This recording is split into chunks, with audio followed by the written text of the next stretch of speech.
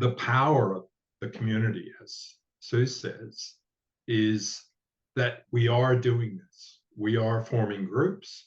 We have good intentions, right? And you can see it reflected back in the call by the people talking about their situations and how grateful they are to have someone to talk to. It's the language you speak within your country. It is that frequency you're sharing, and you are lifting each other and all of each other up. And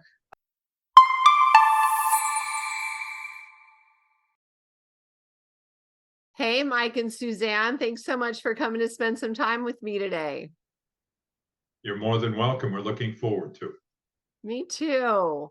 I am looking forward to hearing from you. And so can you please tell the listeners, where you're from and what brought you here to QHS?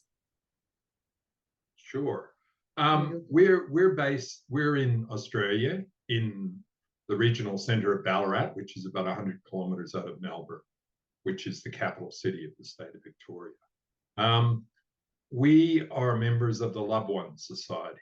So when Ron sent out the email saying, have a look at this,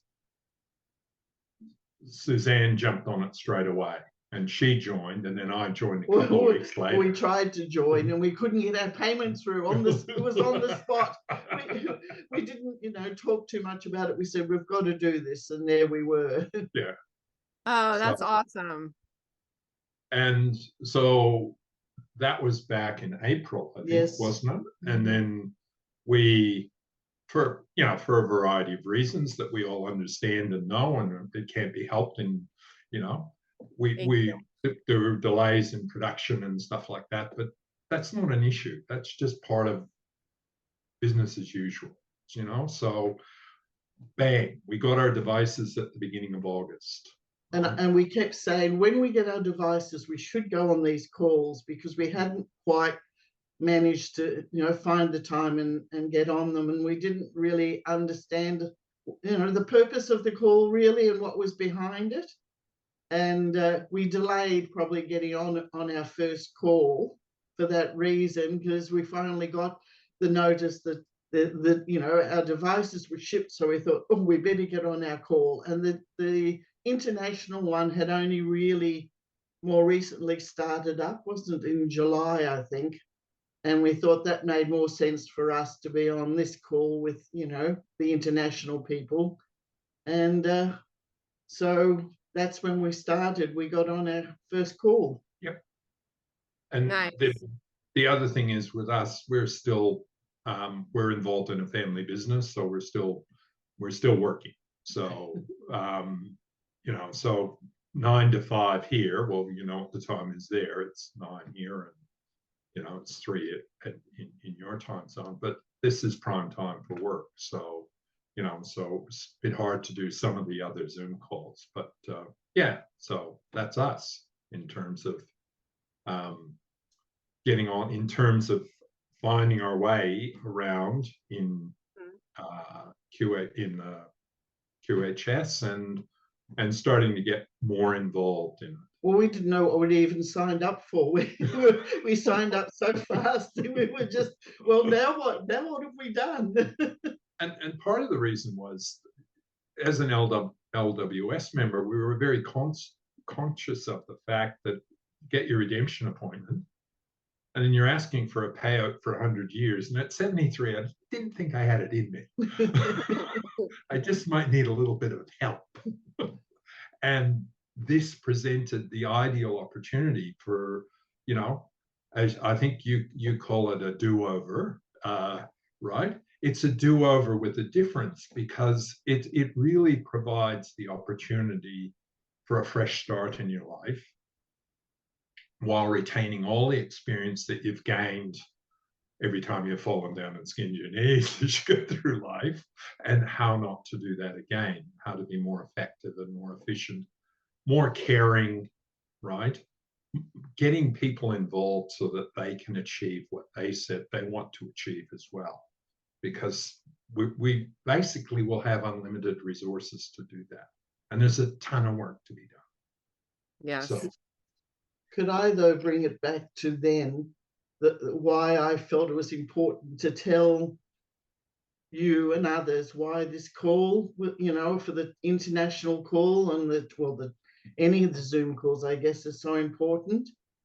And I think that, you know, to get that message out, on the very first call we went on, we found out that I think they had a topic of the Beach Boys and vibrations, and that was an old favorite of ours in our youth. But and then we found out most of the people on the call were in the same position as us, that they're all waiting for their devices. So it wasn't that we came together as a community talking about our experiences so much as we're all here together waiting. And I found that was quite interesting, because I thought we really needed to be, you know, all have our devices to get on the call. And then we sort of got through the first call and thought, you know, this is good. We should have done this ages ago. But what happened for me, when afterwards, while we'd been on the call, I had a message to ring my daughter, and which I did when we came off, and we chatted for a few minutes, and she said, "What's happened to you?" She said, "You sound amazing. You're so bubbly and excited and happy." She said, "What have you been doing?" And I said, "Oh, we were on a call for, QHS," because we sort of talk about it, but we don't, because she's not that interested. But she could pick up my energy had changed. She said, "You're usually so heavy." She said, "You sound so light." And that's when it struck me that community coming together with that purpose, it goes beyond that 1 hour call. It extends to family, friends, and to me, it's how we change the world. We know how we're going to change our health and the benefits, or some of the benefits of having the device, but this is without it even arriving. And I thought, this is so important, these communities and what we're doing to spread that good frequency around and lift the whole vibration up, could you say, of the planet. Mm-hmm. I saw a video the other day that talked about if one person brought their vibration up to like the 700 level, it affects like tens of thousands of people. And it was like going through all of the high vibration numbers. And I thought, wow, so just by raising your vibration, which I do believe that happens when we connect with, our community in QHS. Yeah. And so you're right, Susanne, it is definitely going to be affecting tens of thousands of people. How cool is that? And that, you're probably going to say, is reminiscent of decades ago in transcendental meditation, where they did the experiment in Washington. I don't know if you're aware of it, but they meditated. They had a group meditation that ran in Washington, D.C. for a period of 2 weeks. And I don't remember the numbers, but the crime rate dropped by, I'm going to say 40%. It's wrong because I don't remember, but it was a significant number. And we forget about all this stuff. We keep learning it and forgetting it and learning it and forgetting it. But this has happened throughout history. And, so it's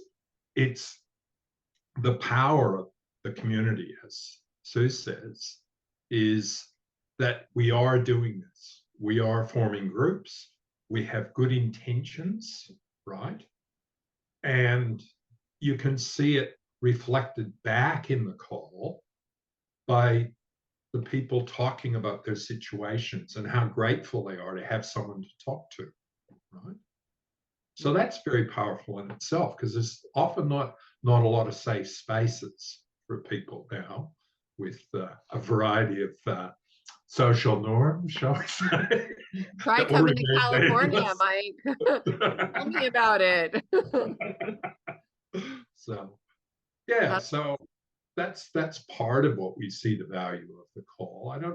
And as Sue said, we've seen in the last couple of weeks, more and more people are starting to get their devices. So the participation rate has gone up. And people are more excited and more involved, and it's become more of a, it's you can feel the momentum building in the call. It just keeps getting, people are more willing to come forward and talk about what their experience has been and all that sort of stuff. And there's been some great stories. I mean, there was, I can't remember the people's name, but they had a picture of the device in their wallet. And if you've ever done any faith healing, what happens is if you go and see a spiritual healer, normally what happens is they start working on you before you arrive for your appointment. And they continue to work on you after you depart your appointment. And we've done a lot of that stuff over the journey, right?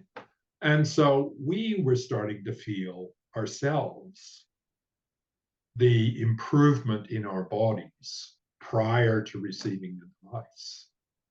So we were, we had a bit more energy, we're getting up a bit more. I've got a lot of joint issues and bits and pieces like that. They were starting to improve, right? Okay. So we were getting that sort of placebo effect that no one wants to report, but is in fact part of the journey sometimes. So yeah. So I was going to say, even with then the call, the fact that all these people, especially for the international, well, it's the same even in the US. You're from all over, you spread worldwide, and you come together. So it's the languages that you're sharing. It is more than the language you speak within your country. It is that frequency you're sharing, and you are lifting each other and all of each other up. And I think about what Deb and Jürgen are doing there, where they came in, and it was such a disparate group. We didn't really have the commonality of a shared device to talk about, but we still all came together. And I think everybody that came on those calls commented on the energy that they felt, then they shared in by just being together. So seems important. Yes. So what would you like to say to the members that are brand new, that don't have a device, that, are just starting out here at QHS, that are from the international, from other places around the world? Well, I was going to say just to feel a part of something. That's all it is. You're a part of something, and it doesn't really matter whether you have your device or not. It's knowing that and feeling that life is going to have more to offer. We're not at the end. We're at a new beginning. Well said. Well said, Susanne. It's so true though, right? It is so true. And by making connections around the world, we're going to be able to do projects in other areas and find leaders. And I know that one of Deb and Jürgen's, their intentions is leadership development. So how cool is that, So, and just to pick up on what Sue said, I think I spent most of my life in sales. So, there's an old motto in sales: 2 ears, 1 mouth, talk half as much as you listen.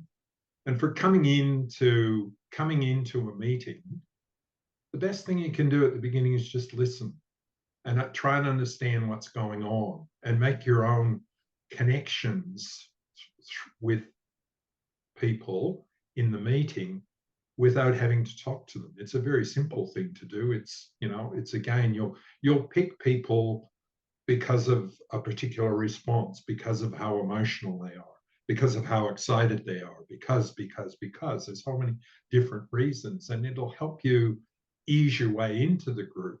And by listening for a little while, you soon get the feel of the group and the members, and it makes it more comfortable and easier. But you've got to be a little bit patient. Well, it takes me to feeling about how we are. Everyone is so different, and we're all have a different purpose, a different reason. We all make our choices for different reasons.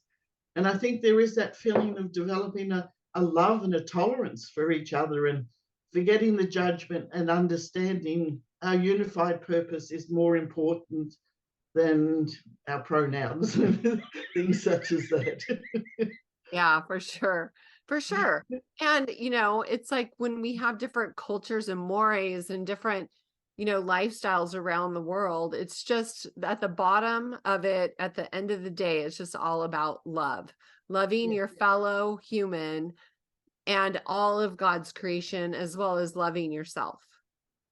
Exactly. And all doing our best. Mhm. We are, I think, in our own ways. Yes, awesome. All right, you guys. Well, I just want to ask you if there's anything you want to say in closing, because I do want to have you back for a device testimonial video too, okay? Okay. So long as we can share the screen. We've only got one PC. You know what? I wouldn't have it any other way with you two. You're so cute. I love it. I think I think it's difficult to grasp how profound what is happening with QHS is. And it is a really profound thing. So I'll cast my mind back to the early 90s when I was working at Hewlett Packard. And 50% of the internet traffic was their email globally. 50% of the internet traffic, right? Wow. And we saw all the things that came through as a result of the internet. And here we are, it's 30 odd years later, about 35 years later, 36 years later in real terms. And there's still, it's a technology that's still being embraced and used in more areas of our lives, okay? So this is a journey, right? The devices will all get produced, but there's 7 billion people on the earth that have got to come through using the devices, using the home healing systems, using the QR. That's going to take a mammoth effort to get those people through, right? And this is the beginning of it. This is the the guys in the basement trying to figure out right, how to connect everything together and make it go, right? That's the sort of stage that we're at. And now there's got to be an uptake stage, a huge uptake stage, right? And there's all sorts of marketing material on technology uptake and adoption. So it's going to take a while, but it's going to be a very exciting ride, and there's going to be some wonderful, wonderful consequences for mankind. Yes. And it all starts with the Twine Zoom calls. Yes, and I'm looking forward to those expanding in the very, very short future. So thank you, Mike. Thank you, Susanne. Thank you both as a being together. You're so beautiful, for coming and spending some time with me today, and I look forward to next time. Thank you. And it was lovely to meet you face to face. You too. You too. Have a beautiful day, okay? We'll see you soon. We will. See you soon. Right. Bye-bye. Thank you for making this QHS project fly. This valorous admin team, thank you.